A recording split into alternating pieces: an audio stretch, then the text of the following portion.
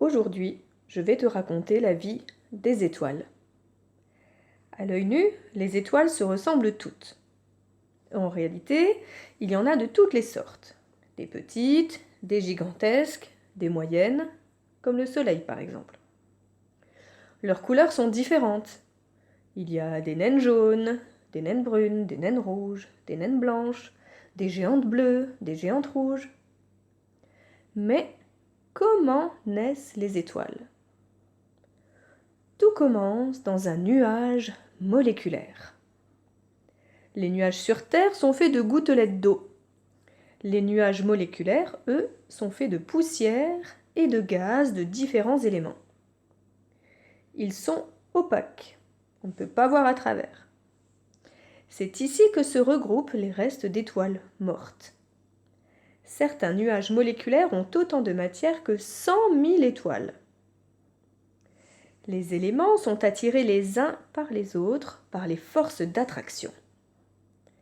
Lorsque le nuage devient trop dense, il s'effondre.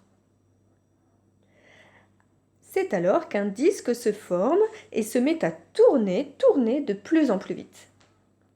La matière devient très chaude jusqu'à provoquer des réactions nucléaires d'une puissance colossale. C'est à ce stade que l'étoile commence à briller. Elle deviendra alors soit une petite étoile, soit une étoile moyenne, soit une étoile massive, une grosse étoile. Sa durée de vie dépend de sa taille.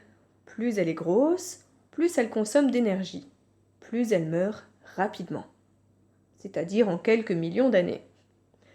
Plus elle est petite, comme les naines rouges, plus elle vit longtemps, jusqu'à des centaines de milliards d'années. Le Soleil, qui est une étoile moyenne, ne dépassera pas les 10 milliards d'années. Je vais te présenter la vie d'une petite étoile, puis d'une étoile massive. Au début de leur longue vie, les petites étoiles sont faites d'hydrogène. Et elles ont un travail à faire, comme une centrale nucléaire, mais à l'envers. Les centrales nucléaires divisent les atomes lourds en atomes légers. Les étoiles, elles, font le contraire. Elles vont prendre 4 atomes d'hydrogène pour en faire un atome d'hélium. Lorsque les petites étoiles ont presque transformé tous les atomes d'hydrogène en hélium et ont envoyé beaucoup d'énergie, de lumière, de chaleur et de rayons dans l'univers, elles vont devenir des géantes rouges. Leur enveloppe s'étend et leur noyau se rétracte. Leur température baisse et leur donne une lumière rougeâtre. Notre Soleil sera aussi une géante rouge d'ici 4 ou 5 milliards d'années. Lorsqu'il n'y a plus de carburant dans le noyau de l'étoile, la géante rouge s'effondre. En le faisant, elle projette ses éléments légers loin d'elle.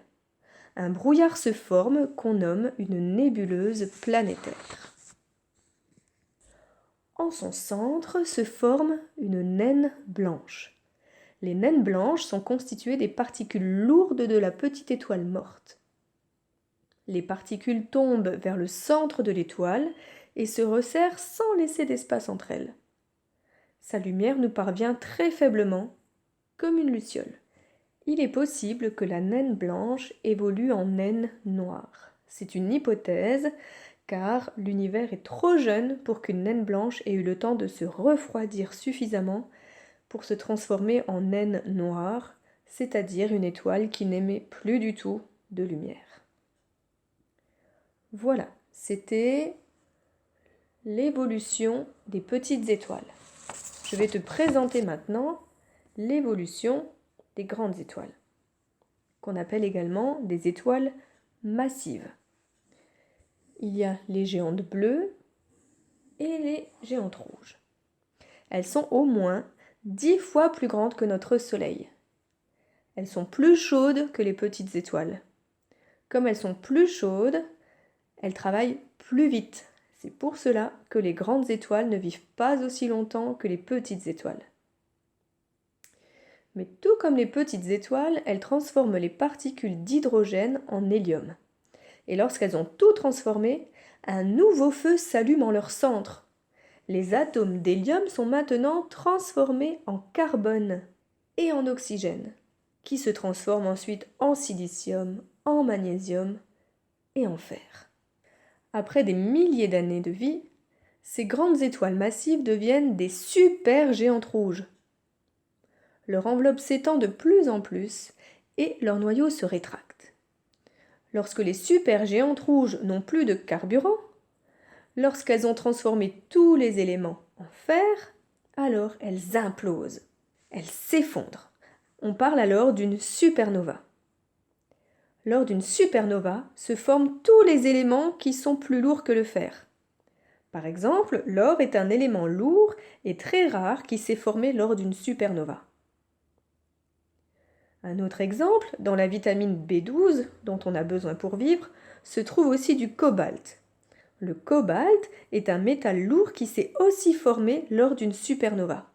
En réalité, nous tous, les humains, tous les êtres vivants, les animaux, les plantes, et tout ce qui existe autour de nous et sur la Terre, est fait d'éléments que les étoiles ont fabriqués.